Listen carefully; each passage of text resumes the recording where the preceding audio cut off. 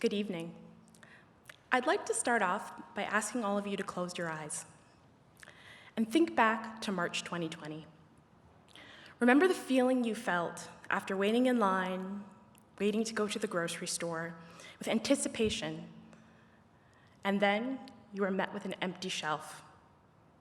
The feeling in the pit of your stomach when you knew the things you needed most were not on the shelves. By a show of hands, how many of you remember that? Wow, that's almost everyone in the room. Now, the reality is, if we don't make some serious changes and start considering our supply chains, this feeling may be less of a distant memory and more of a glimpse into the future. My name is Melana Roberts, and I'm a food justice advocate, food policy strategist, and chair of Food Secure Canada. And I'm here to talk to you about why strengthening our domestic food supply chain is an essential part of combating the rise of food insecurity and building resilience in Canada's food system. Now, in Canada, we have a dynamic food system. The agricultural sector is one of our strongest economic drivers.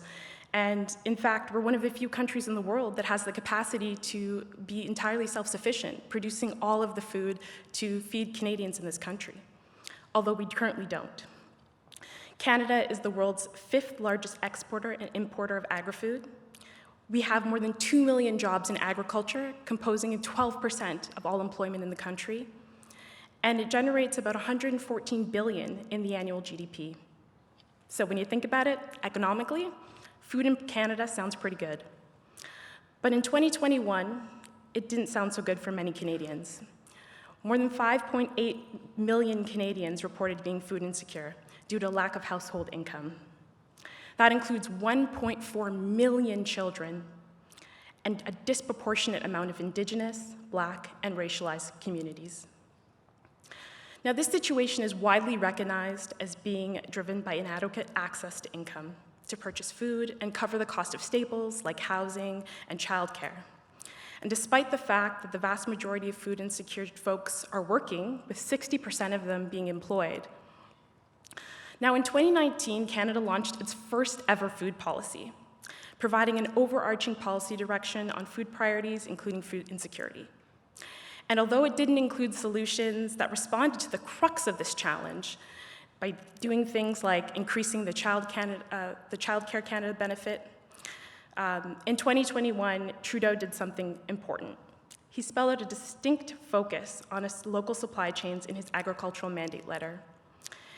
He shifted what was an export-focused policy to one that now has levers to tackle an overlooked and increasing food security issue, building Canada's resilience against food shortages. Now, we live in a hyper-connected world where food connects us across place, culture, beliefs, transporting us to Mexico, Ethiopia, Shanghai, all in a day through the global corporate food system, replete with imports, exports, and food shipments across oceans and continents just to get the food from the field to our plates. But this increasing globalization and commercialization of food, which simply means the production of food for crops in the market rather than self-consumption, has resulted in a growing instability in our food supply chains. In order to compete, farmers are forced to adopt more industrialized models of specialization and mass production, covering rising costs of inputs and to compete with cheap agricultural labor overseas. The situation has severely limited the diversity of crops that are grown in Canada and has altered the scale of production in order to meet the rising costs of imports and compete with cheap agricultural abroad. Now, rural livelihoods are also deeply impacted by this reality, as they're threatened by cheap imports, undercutting local farmers by placing increased control over food systems in the hands of few corporations. The result of these cheap food policies is that new generations of farmers are deterred from staying on the farm or getting into farming altogether.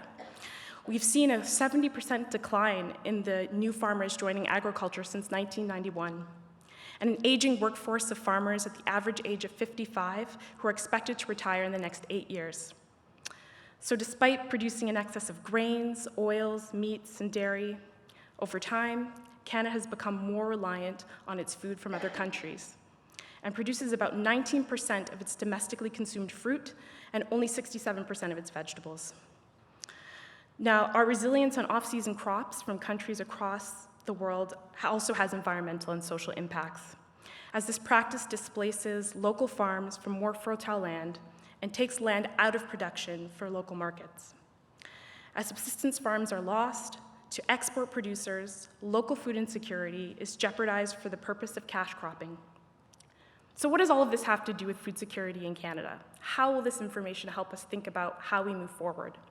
Well, as some of my other speakers alluded to, what's happening in Russia and the Ukraine, the world's food basket, producing more than a quarter of the world's barley and wheat combined, and a provider of essential farming inputs like nitrogen and potash, these are serious issues. So when farmers in this region suddenly became soldiers to respond to Russia's invasion of Ukraine, it's naturally spouted concerns about the rises and the risk of food supply concentrated in a handful of distant countries.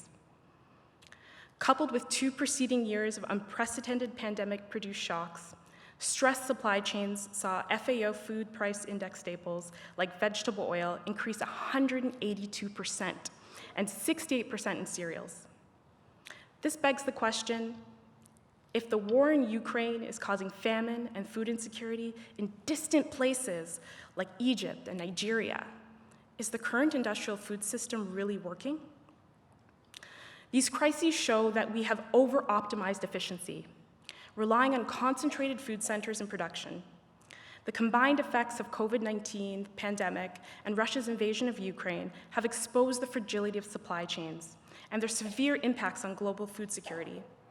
Finding ways to diversify and integrate domestic food and value chains and increase local consumption will be an important first step forward, building up resilience to these shocks. Now, current food policies have made it harder for Canadian farmers to sell to someone who's living in a neighboring province than someone living in Philadelphia or even in Mexico. And I want to talk about 3 actions we can think about to help realize stronger local food supply and access here in Canada. The first is removing barriers to interprovincial trade. So for decades, Canada's interprovincial trade has been mirrored in inconsistencies. For example, I can be in PEI, I can go into the liquor store, and I can find liquor from Australia, from South Africa, but I can't buy alcohol produced in Nova Scotia. Or rules that have a truck that must stop and change its tires between certain provinces because of inconsistent tire regulations on the sizes that can be driven on the road. Or similarly, trucking configurations are only allowed in British Columbia roads in the night and Alberta roads in the day, forcing drivers to spend several hours to be able to move from one province to the next. These changes limit small, innovative shifts in our food system that can not only support more domestic access to food availability, but also have benefits economically. Something small like changing 10% of Ontario's imports for locally grown produce could have an impact of $250 million additional dollars to the GDP and the creation of 3,400 new jobs. A focus on local procurement can also support immediate food insecurity responses.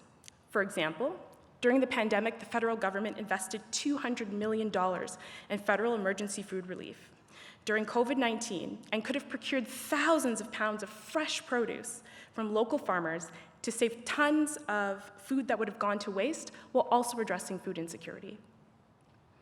There are also multiplier effects to consider about these changes, benefiting the environment and social outcomes.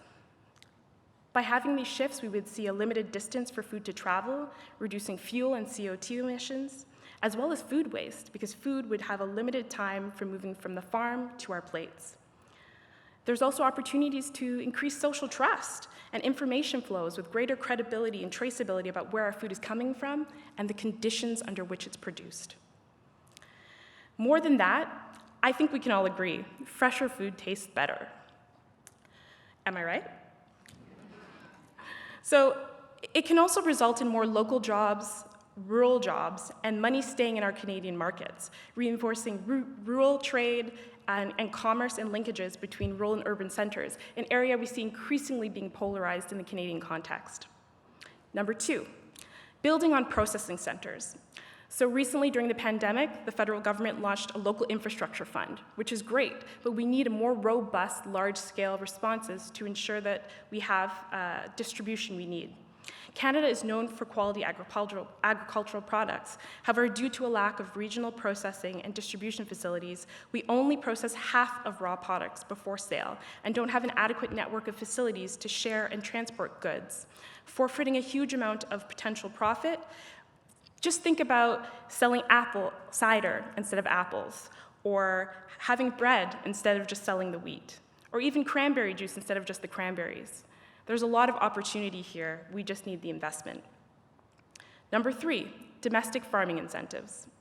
How will we ensure local production remains affordable and the transition toward domestic production doesn't move those costs onto the consumer or onto the farmers themselves?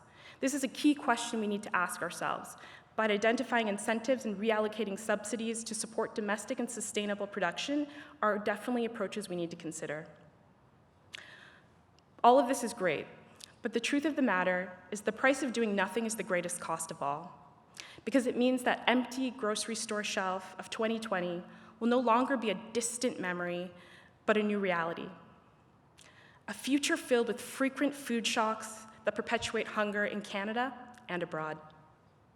There's no one-size-fits-all solution. You've heard many different ideas from my colleagues on the stage. There's no app, no algorithm, no farming technique, no silver bullet to address the challenge of global hunger, or food shortages for that matter. But tonight, we can all be part of an important narrative shift, calling for a whole-of-systems approach.